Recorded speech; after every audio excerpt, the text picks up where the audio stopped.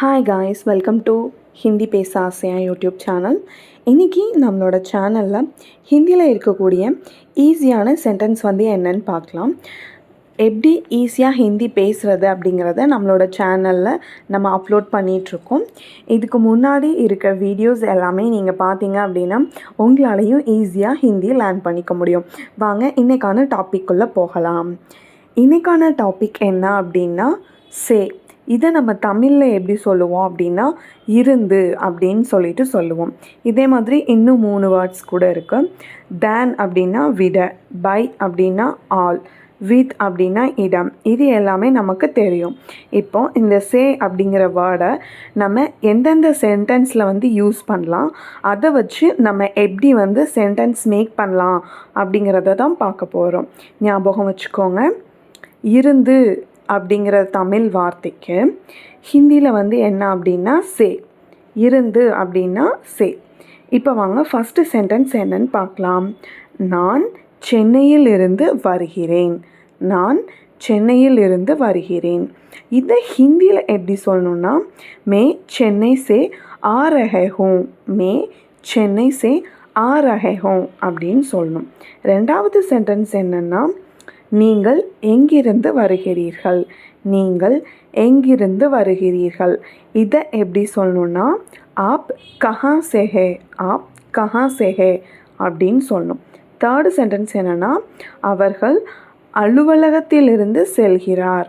அவர் அலுவலகத்திலிருந்து செல்கிறார். இதை எப்படி சொல்லணுன்னா வக் ஆஃபீஸ் சே ஜா ரஹா ஹே, வக் ஆஃபீஸ் சே ஜா ரஹா ஹே அப்படின்னு சொல்லணும். ஃபோர்த்து சென்டென்ஸ் என்னென்னா கோவா எங்கிருந்து தொலைவில் உள்ளது.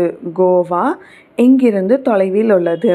இதை எப்படி சொல்லணுன்னா கோவா யஹா சே தூர் ஹே, கோவா யஹா சே தூர் ஹே அப்படின்னு சொல்லணும்.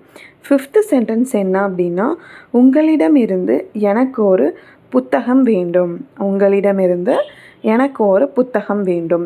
இதை ஹிந்தியில் எப்படி சொல்லணுன்னா முझे आपसे एक किताब चाहिए, मुझे आपसे एक किताब चाहिए அப்படின்னு சொல்லணும்.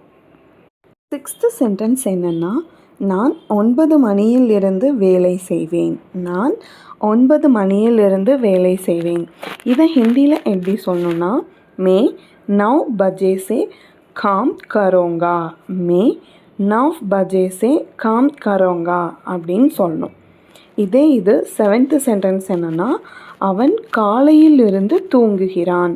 அவன் காலையில் இருந்து தூங்குகிறான். இதை எப்படி சொல்லணுன்னா வக் சுப சே சோ ரஹா ஹே, வக் சுப சே சோ ரஹா ஹே அப்படின்னு சொல்லணும்.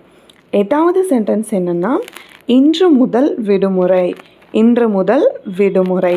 இதை எப்படி சொல்லணுன்னா ஆஜ் சே சுட்டி ஹே, ஆஜ் சே சுட்டி ஹே அப்படின்னு சொல்லணும். அவ்வளோதான் காய்ஸ், இன்றைக்கான ஈஸியான 8 சென்டென்ஸ் நம்ம என்னென்னு பார்த்துட்டோம். இதே மாதிரி நீங்கள் டெய்லி ப்ராக்டிஸ் பண்ணிட்டு வந்தீங்க அப்படின்னா உங்களுக்கும் ஹிந்தி பேசுகிறது ரொம்ப ஈஸியாகவே இருக்கும். மறக்காமல் நம்மளோட சேனலை சப்ஸ்கிரைப் பண்ணி வச்சுக்கோங்க. உங்களோட ஃப்ரெண்ட்ஸுக்கும் ஷேர் பண்ணுங்கள்.